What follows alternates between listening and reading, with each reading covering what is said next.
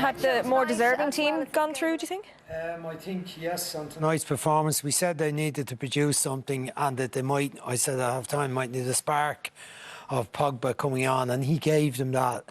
And he had a fairly instant impact with scoring the goal.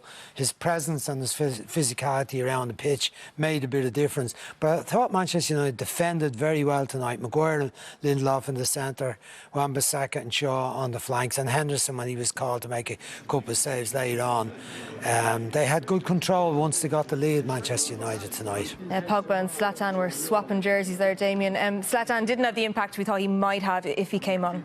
No, he didn't. He had one header where he perhaps could have done a little bit better, but credit to Manchester United. You know, I questioned them before the game that this is a match that they really had to win. There was so many times that they didn't come up, and the first half performance wasn't particularly good, but the second half, give them credit, they really stepped forward. Real dogged, gritty performances. As the lads mentioned in commentary there, they dragged the game down in and made it very difficult for AC Milan, and that guy there for me, Pogba, really made the difference. The physicality that they were missing, you know, a couple of times there, clips of him holding off Kessié, really powerful performance. And you were praising the United defence. Did players that sometimes maybe get a bit of criticism, the likes of Maguire and Lindelof, step up tonight for United?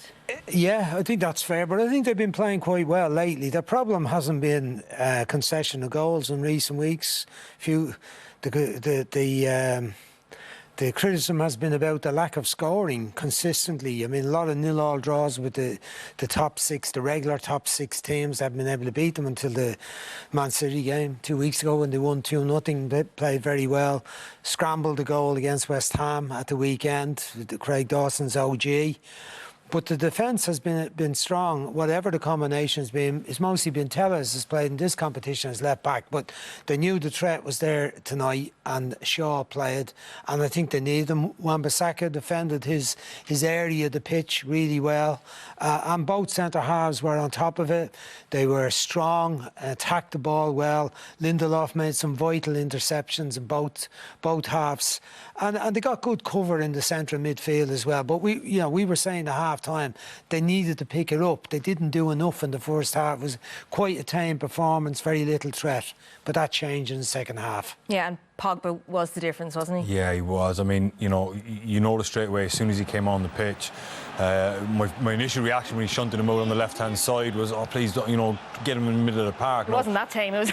Yeah, I mean, he was out on the left-hand side, but he did pop up in the middle. But he added a real bite and a real physicality to the midfield, because up until then, Mate and Kessié were dominating, and this is another one where no surprise that their influence or dominance went or waned, obviously, in the second half when he came on, because he really just imposed himself. Really solid performance from here. Look, I mean, Dalot there riding him really hard when he gets the free kick eventually. Similar one there earlier with Kalulu.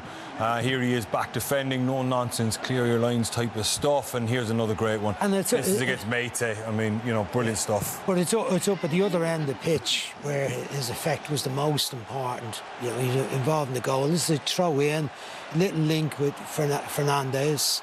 Fred stays and plays her inside to him, gets it back out again, switch to play. Wan-Bissaka's hand up on the far side. Is he looking for a shooting opportunity? Doesn't come, sets it up very well, back across the goal, hesitation.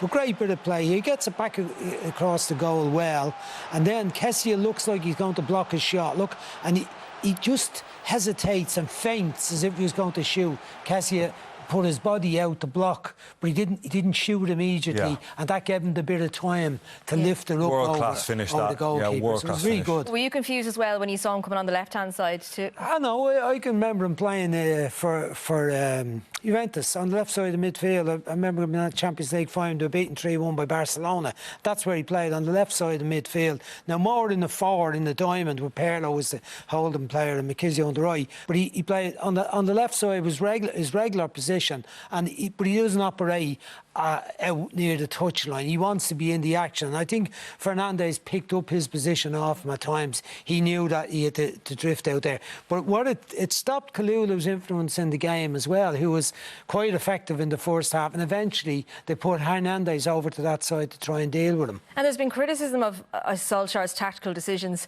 No more from you, Damien. But credit where it's due tonight, maybe? Absolutely. You know, he got a spot on tonight, and I question this Manchester United team of getting results when they have to. It's all well and good winning games when there's no real pressure on you, but they need a trophy, and they got a terrible draw insofar as the two top seeds pretty much drew each other in this round, and they went out there behind on away goals, and they dug out a fantastic performance. So absolutely credit where it's due.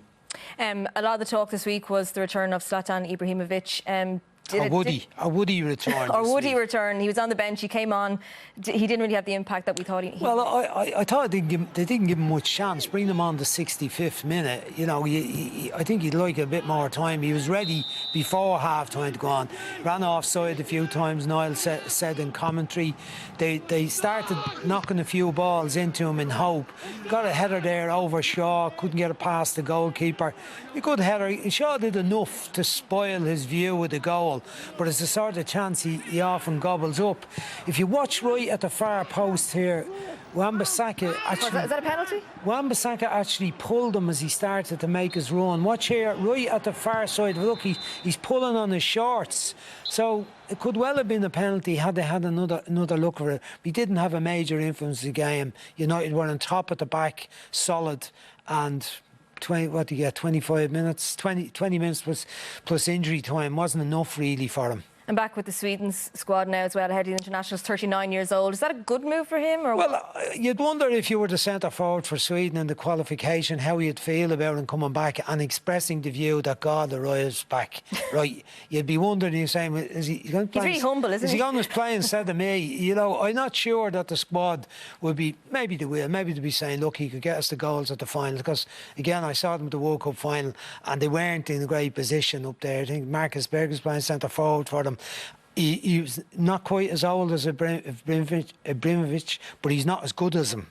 Yeah. So maybe the squad would be happy to have his quality. But again, I've seen him playing for Sweden against Ireland, and he didn't affect the games. He was there, presence, but didn't do enough. Well, it'll be a talking point ahead of the internationals coming up next weekend.